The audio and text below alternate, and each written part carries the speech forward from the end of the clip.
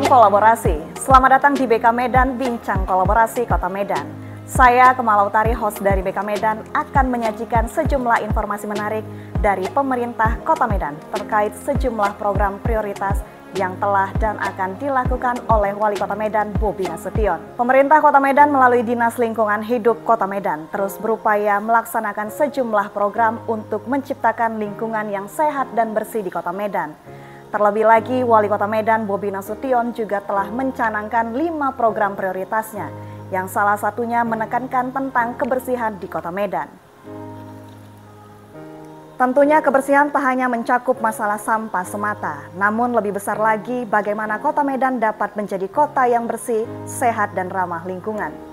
Untuk mengetahui lebih jelas lagi bagaimana program-program yang akan dilakukan dalam upaya menciptakan Medan bersih dan sehat, telah hadir bersama kami Kepala Dinas Lingkungan Hidup Kota Medan dan founder Bank Sampah New Normal yang akan berbincang tentang program apa saja yang kini telah dilakukan. Baik, bincang kolaborasi kita hari ini akan membahas tentang mewujudkan Medan yang bersih, Medan berseri.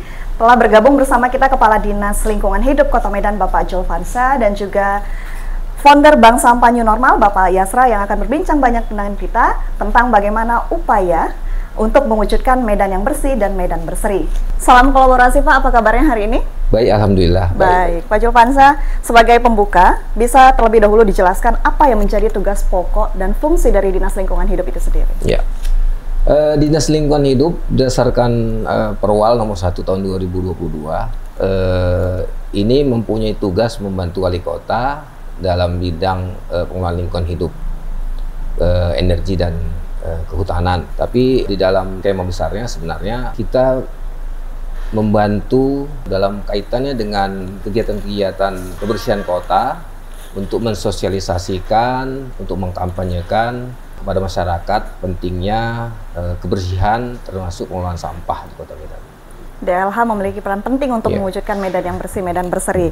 Baik, Pak, sebagai salah satu program dari 5 program prioritas yang sudah ditetapkan oleh Wali Kota di bidang kebersihan, bagaimana DLH mendukung program tersebut agar terwujud? Sebenarnya di dalam APBD Dinas Lingkungan Hidup Kota Medan, program kegiatan itu sudah berdasarkan Permendagri nomor 77 tahun 2020.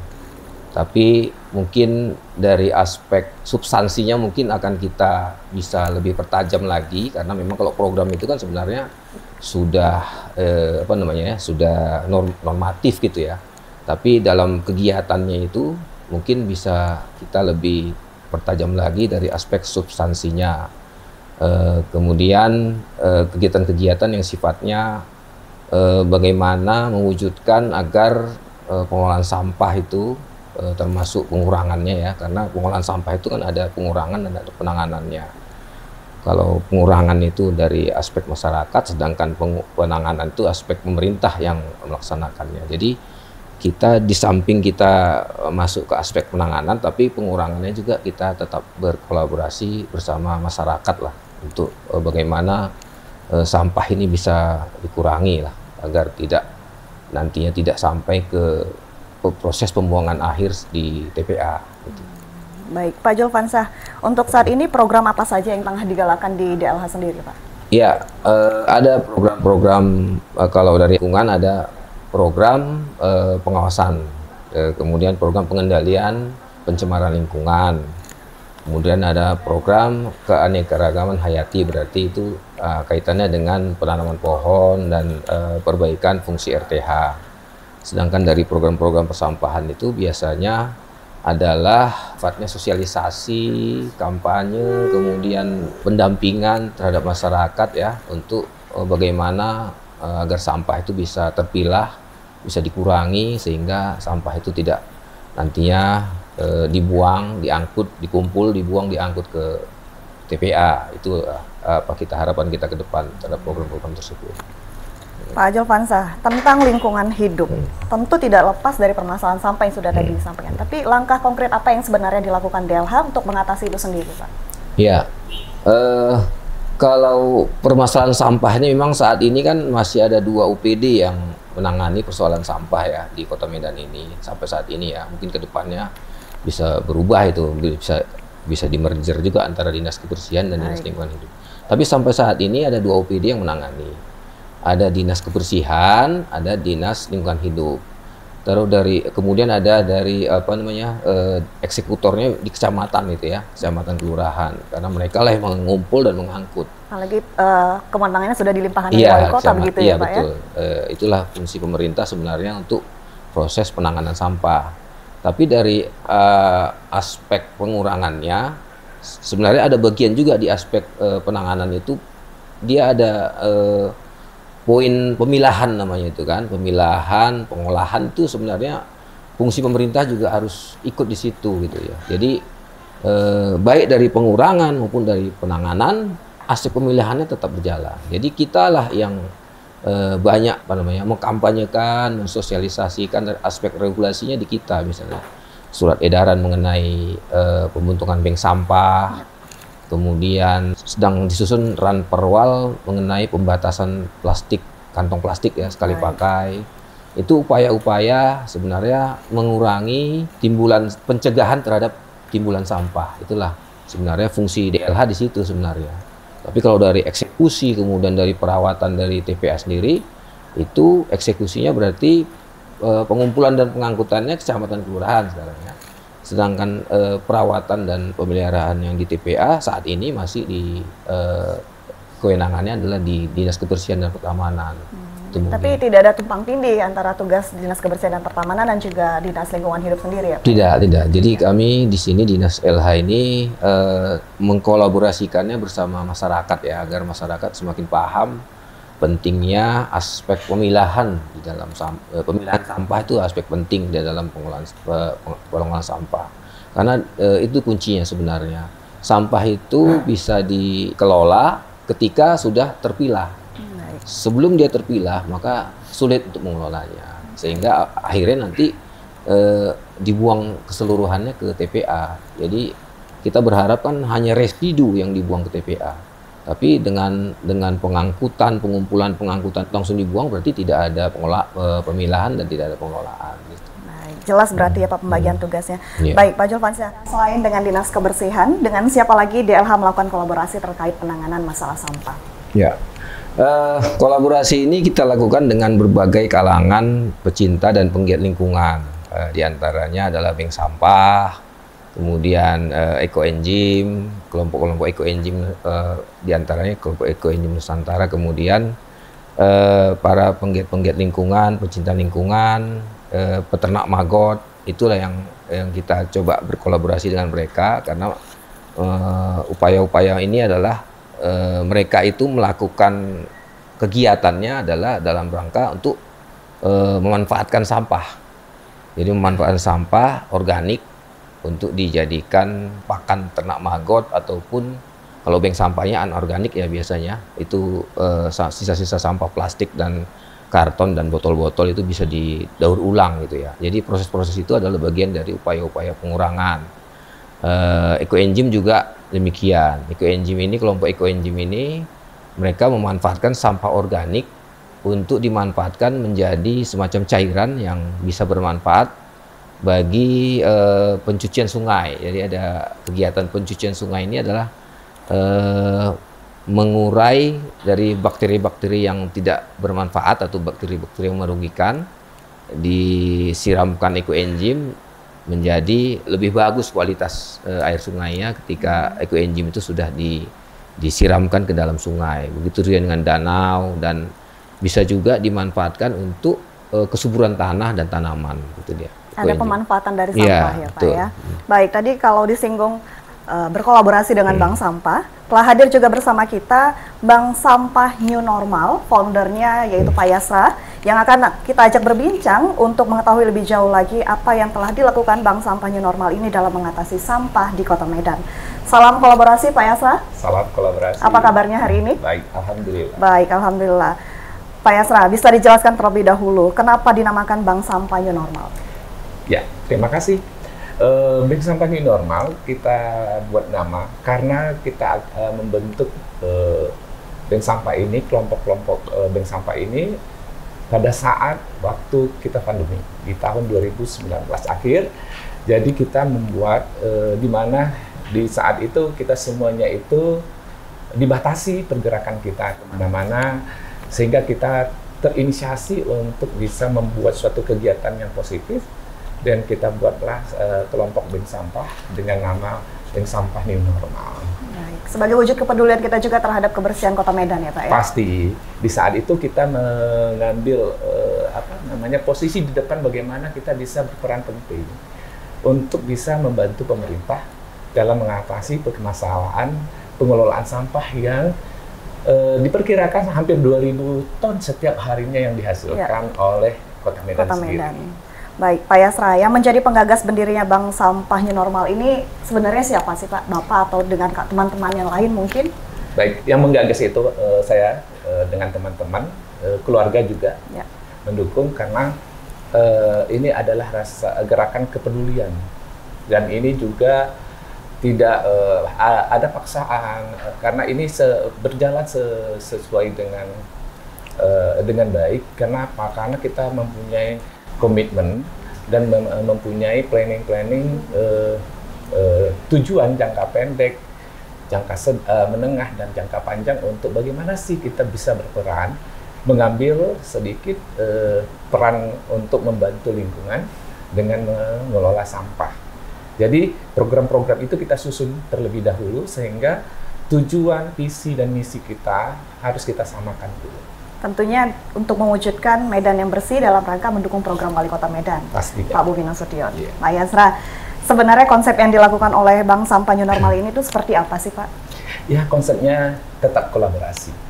Kita tidak bisa lepas dari kolaborasi, karena apapun ceritanya, konsep yang pertama sekali kita bangun itu memang kita menjalin semua jejaring untuk bisa aktif, untuk bisa berpartisipasi, bersinergi, untuk bisa membuat suatu gerakan yang masif, untuk bisa berbicara sampah di mana-mana, karena sampah ini merupakan suatu semua tanggung jawab setiap orang yang hidup.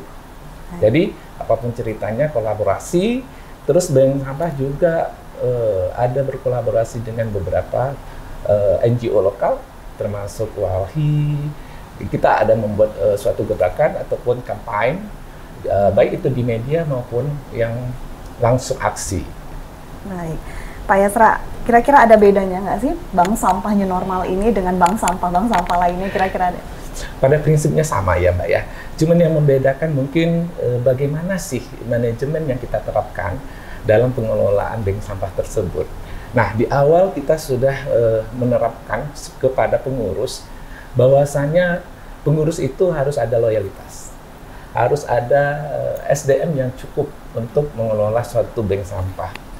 Kalau berbicara bank sampah, semua orang itu ya gampang datanya. Tetapi waktu kita pelaksanaan, apabila kita tidak ada manajemen yang bagus, tidak ada pendataan yang bagus, itu semua akan hancur. Jadi tidak sia-sia rasanya kalau kita membuat kelompok tanpa didasari dengan manajemen pengelolaan sampah yang baik dan benar. Baik. Lalu untuk saat ini sudah berapa banyak pengurus kita, Pak?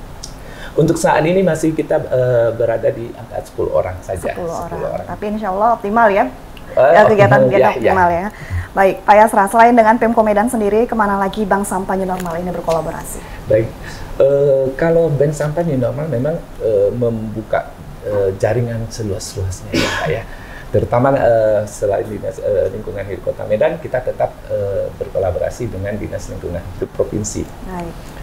Nah, ada di beberapa kabupaten kota juga kita sudah menjalin kerjasama, diantaranya itu Kabupaten Batubara, Kabupaten Singkil, dan Aceh Selatan.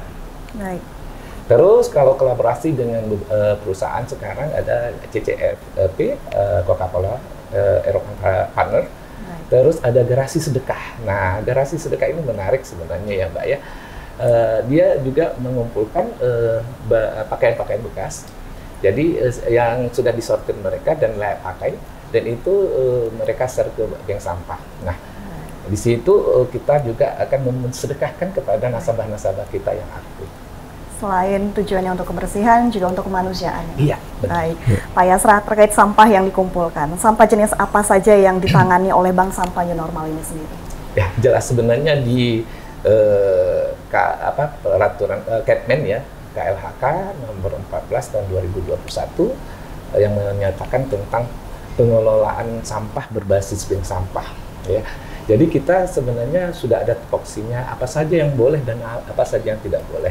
Saat ini kita mengelola sampah organik, anorganik dan organik. Nah, anorganiknya kita untuk per bulan sekarang ada tonase sekitar 5 ton lebih.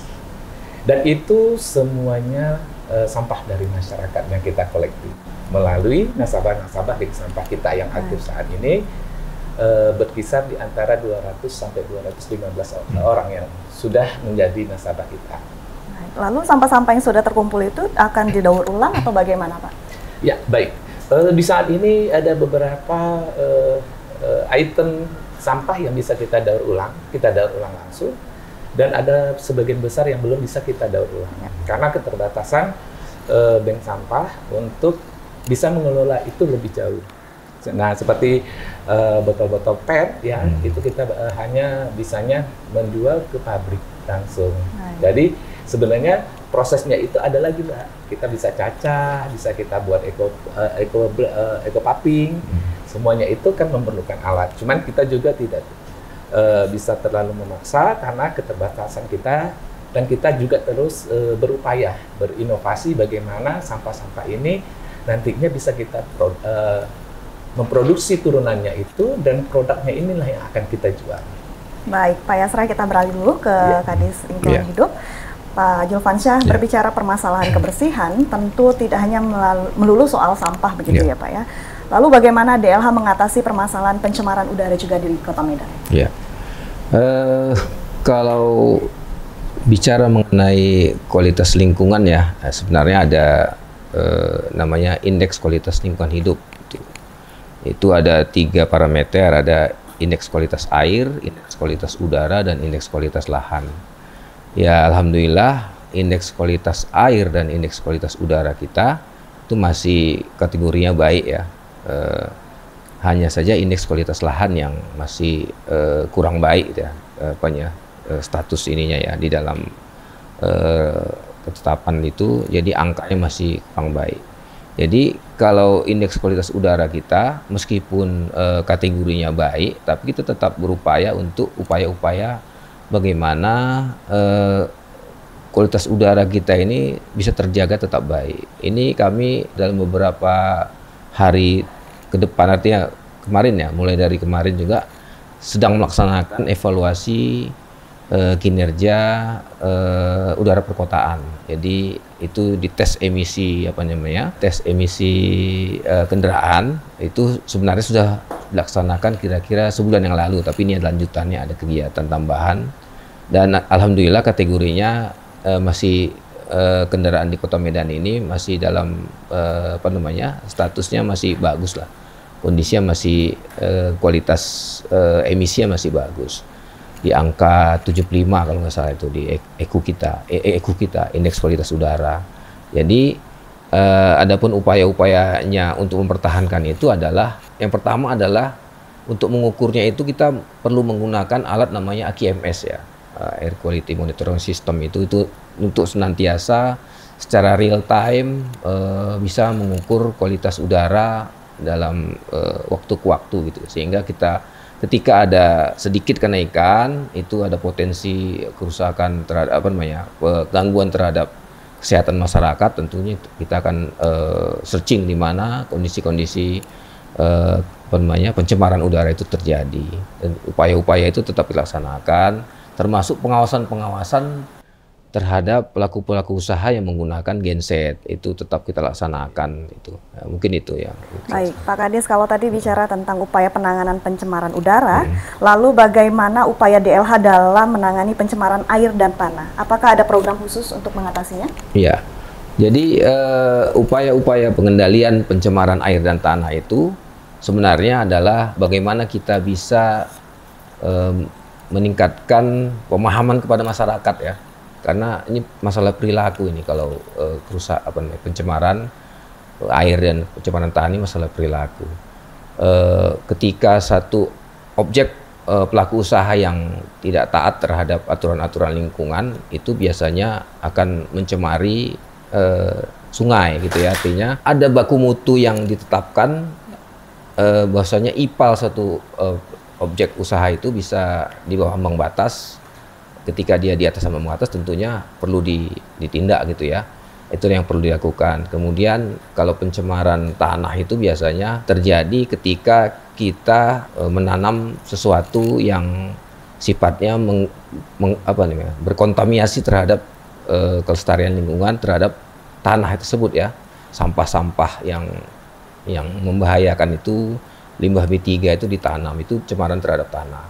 Jadi upaya-upayanya adalah kalau air tadi mungkin bisa dilaksanakan dengan penyiraman ekoenzim. Jadi ekoenzim ini sangat bermanfaat ya. Seperti saya sampaikan tadi bahwasanya di samping dia bisa berupaya untuk mengurangi sampah organik, tapi hasil dari ekoenzim ini bisa untuk mencuci sungai, mencuci danau gitu ya. Sehingga kualitas air di sungai atau danau itu bisa terjaga, bisa lebih bagus. Kemudian tanah juga. Tanah itu ketika disiram ekoenzim juga akan lebih baik kualitas konservasi lingkungannya, sehingga itulah yang kita selalu sosialisasikan kepada masyarakat agar masyarakat ini gemarlah membuat ekoenzim ya, di samping untuk mengurangi sampah organik juga bermanfaat bagi kelestarian lingkungan terutama air dan tanah gitu. Tapi kita juga akan tetap tegas dengan pihak-pihak yang melanggar aturan ya Pak ya. Iya benar kalau itu. Baik Pak Kadis, kita beralih lagi ke Pak Yasra selaku founder Bank Sampah New Normal. Pak Yasra, apakah Bank Sampah New Normal ini hanya memfokuskan kegiatannya di permasalahan sampah saja atau ada hal lainnya? Ya, baik. Pada dasarnya kita memang pengelola sampah ya Mbak ya. Kita memberikan edukasi yang rutin dan pendampingan ke masyarakat. Tetapi kami juga lagi mengembangkan namanya Taman Edukasi Hijau.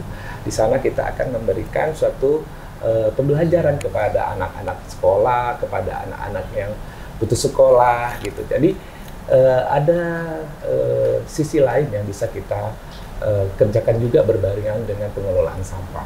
Di sisi lain juga kita di Taman Edukasi Hijau ini nanti akan membuat suatu kuliner yang dikelola oleh UMKM.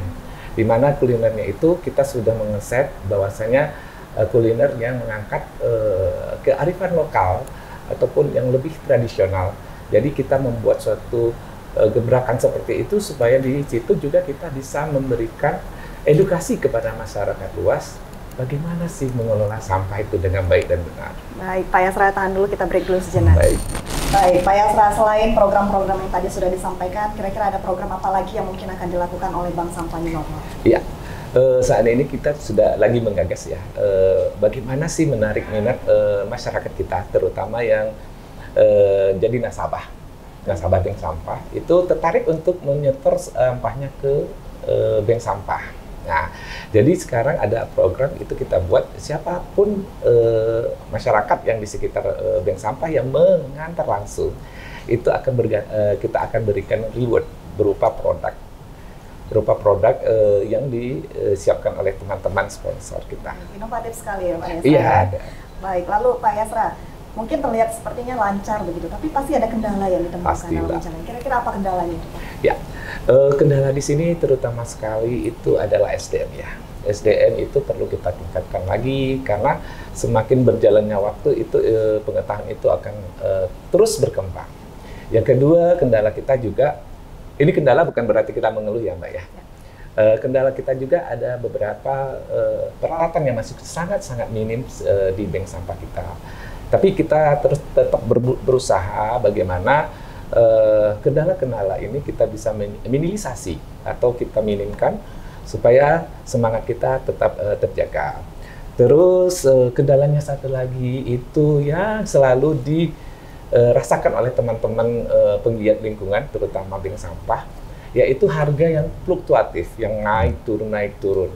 Karena di sini juga terutama sampah plastik ya, itu sangat berpengaruh dengan harga minyak dunia. Karena plastik itu adalah terbuat dari sisa-sisa pengolahan minyak bumi. Nah, itu aja kendalanya. Tapi kendala yang satu lagi yang bisa saya sampaikan pada saat ini mungkin kesadaran yang masih kurang. Itu memang tugas pokok kita lah. Bagaimana kita bisa memilah sampahnya dari sumbernya. bukan kujuk-kujuk datang ke bank sampah, semuanya tercampur, kita juga mengedukasi pelan-pelan. Jadi untuk perubahan mindset itu memang perlu waktu, tenaga, dan kesabaran. Tapi kendala-kendala yang ada tidak menghalangi niat kita untuk tetap berkontribusi terhadap Kota Medan ya Pak? Tidak, akan Terakhir tetap Pak, semangat. sebagai penutup, apa harapan Pak Yasra untuk masalah sampah di Kota Medan? Harapannya satu, kita mohon ya dengan pemerintah kita ada regulasi yang sudah dibuat oleh Pemkab Kota Medan, tolong kita implementasikan di masyarakat. Kenapa? Karena masyarakat kita kadang-kadang juga sangat-sangat belum tahu ya, karena kesadaran kita masih sangat kurang. Yang kedua, kita berharap juga kontribusi dari semua pihak, terutama pihak-pihak kecamatan, kelurahan, dan Kepling untuk berkolaborasi dengan kita untuk bisa lebih menyuarakan edukasi bagaimana memilah sampah yang baik dan benar itu, sehingga sirkular ekonomi masyarakat kita di dalam pengelolaan sampah itu bisa terwujud gitu. Sebenarnya kalau berbicara ekonomi, kita bisa menghasilkan uang dari pengelolaan sampah, terutama baik itu sampah anorganik maupun organiknya. Organiknya saja kalau kita bisa membudidaya maggot itu dalam waktu 10 sampai 15 hari kita sudah bisa panen. Nah, ini yang bisa kita sampaikan, mudah-mudahan ini bisa menjadi motivasi kepada teman-teman penggiat yang lain untuk bisa berbuat sesuai dengan arahan dari pemerintah kita, dan jangan lupa kolaborasi dengan pemerintah kita. Mudah-mudahan lewat ini kesadaran masyarakat juga semakin meningkat untuk mencegah kebersihan lingkungannya ya Pak. Ya. Baik, kita lanjut ke Kadis Lingkungan Hidup Kota Medan, Pak Julfansa. Kira-kira inovasi apa lagi yang akan dilakukan DLH Kota Medan untuk mengatasi masalah kebersihan di Kota Medan? Kalau dari Dinas Lingkungan Hidup Kota Medan ini, kami tetap terus berkolaborasi ya bersama penggiat dan pencinta lingkungan, karena memang saat ini kewenangan kita masih dalam tahap aspek sosialisasi dan kampanye terhadap upaya-upaya pengurangan itunya. Jadi belum di tataran eksekusi dan belum di tataran bagaimana mengelola TPA dengan baik, karena itu bukan kewenangan Dinas LH. Jadi inovasi-inovasi yang kita buat adalah mari masyarakat, mengajak masyarakat ya untuk bisa lebih sadar lagi, lebih paham terhadap pentingnya upaya-upaya pemilahan sampah.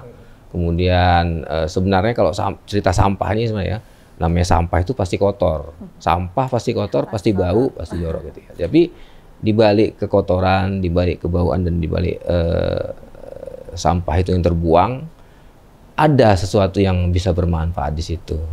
Jadi upaya pemerintah ya harus menangani sampah gitu ya, menangani residunya sampai ke TPA. Tapi sebelum dia dibuang, tentunya ini bisa ada proses-proses yang bisa munculkan seperti yang disampaikan Pak Yasra tadi, ada sirkular ekonomi, upaya-upaya suatu sistem ya, sistem yang bisa mengintegrasikan perbaikan ekologi, keseimbangan alam, kemudian perbaikan kualitas lingkungan, tapi ada dampaknya terhadap tumbuhnya ekonomi gitu ya, karena dari sampah itu, kalau singkatnya, sampah dimanfaatkan jadi uang. Nah, seperti itu. Itu memang konsep sirkular ekonomi seperti itu. Simpelnya seperti itu biar masyarakat bisa menerima. Iya, jadi mungkin dengan itu masyarakat bisa lebih termotivasi lagi ya untuk mengelola sampah. Baik, Pak Julfansa, terakhir apa harapan dan imbauan Bapak selaku Kepala Dinas Lingkungan Hidup Kota Medan agar Kota Medan ini bisa menjadi kota yang bersih, tidak hanya sampah tapi juga lingkungannya? Ya. Yang jadi poin dari kami adalah masyarakat ini sebaiknya terus kita himbau untuk bisa semakin sadar terhadap pentingnya upaya pemilahan sampah. Situ kuncinya sebenarnya. Pemilahan sampah, kemudian menanam pohon, itu tetap kami gaungkan agar apa? Agar memang dengan adanya pohon mungkin kontribusi terhadap pengurangan emisi gas rumah kaca ya, bisa terdegradasi. Artinya GRK ini, gas rumah kaca ini kan ujungnya nanti terhadap perubahan iklim secara global dan peningkatan suhu global itu ya, sehingga dengan adanya penanaman pohon mungkin bisa terserap lah CO2-nya, dan memunculkan oksigennya yang bisa bermanfaat bagi kehidupan kita. Kemudian pemilihan sampah ini kan bisa bermanfaat juga dari aspek ekonomi, sehingga masyarakat diajak, dikampanyekan lah. Kita mengajak OPD, pihak kelurahan kecamatan agar jangan bosan-bosannya mensosialisasikan hal ini, karena memang ujung tombaknya adalah di pemerintah selaku motivator ya, selalu fasilitator dan trigger terhadap upaya-upaya pemberdayaan masyarakat ini. Mungkin itu. Mudah-mudahan masyarakat semakin tersadarkan ya Pak ya. Bersama-sama kita mewujudkan Kota Medan yang bersih, Kota Medan yang berseri. Baik, terima kasih Pak Julfansel. Terima kasih sama-sama sudah bergabung bersama kami hari ini. Mudah-mudahan apa yang kita bincangkan hari ini bisa ikut serta berkontribusi mewujudkan Kota Medan yang bersih sebagai salah satu program prioritas Wali Kota Medan Bobi Nasution. Demikian bincang kolaborasi kita hari ini. Kita akan berjumpa di lain kesempatan dalam tema yang berbeda. Salam kolaborasi dan sampai jumpa.